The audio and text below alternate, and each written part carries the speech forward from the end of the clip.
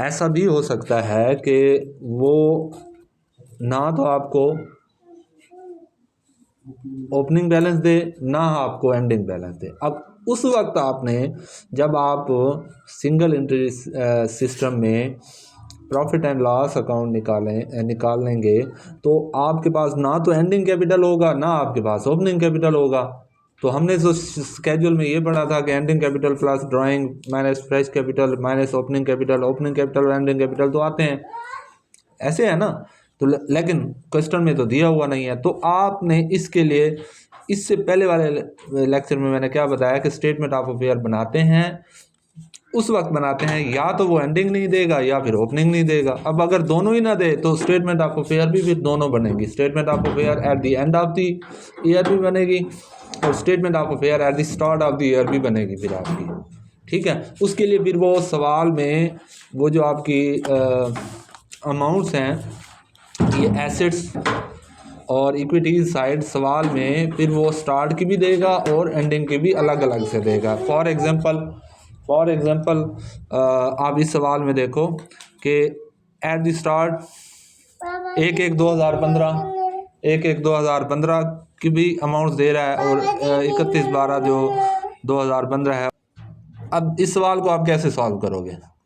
Statement of affair बना लोगे, schedule at the start का भी बना लोगे, दो स्टेटमेंट ऑफ अफेयर के स्केड्यूल बना लोगे। कैसे पता लगा कि दो बनाने हैं? क्योंकि आपने यहाँ पे देखो सवाल में उसने सिर्फ वो फ्रेश कैपिटल दिया हुआ है और ड्राइंग दी हुई है, ओपनिंग भी नहीं दिया हुआ है, एंडिंग भी नहीं दिया हुआ है, इंटरेस्ट ऑन कैपिटल भी नहीं दिया हुआ, उसकी चलो खैर है। इंटरेस्ट ऑन कैपिटल नहीं दिया हुआ तो चलो खैर है, उससे पहले भी हम जो नेट प्रॉफिट हमारा आता है उसी को कंसिडर कर सकते हैं। लेकिन इससे ये पता लग गया कि ओपनिंग भी नहीं दिया हुआ, एंडिंग भी नहीं दिया हुआ, स्टेटमेंट ऑफ अफेयर दो बना लो, उनके स्केड्यूल बना के रख लो, स्टार्ट की भी और एंड की भी। प्रॉफिट एंड लॉस अकाउंट का भी स्केड्यूल बना के रख लो।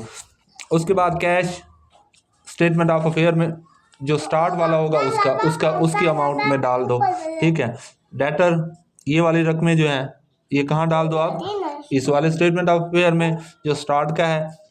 ये वाली रकमें सेम वही चीज़, जो cash, debtor, creditor, stock, machinery वगैरह जो कुछ भी है वो आप एट द एंड वाली में डाल दो ये रकमें, ठीक है।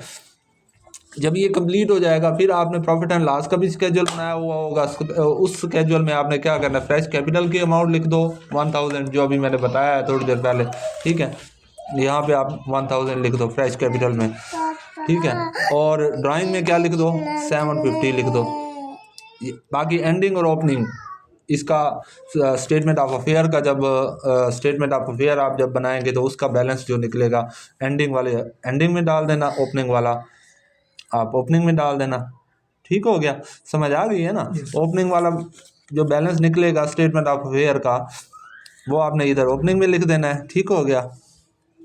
और एंडिंग का अगर स्टेटमेंट ऑफ अफेयर जो थी उसका बैलेंस शुरू में लिख देना, ड्राइंग दी हुई थी प्लस कर देना, अमाउंट आ जाएगी आपके पास।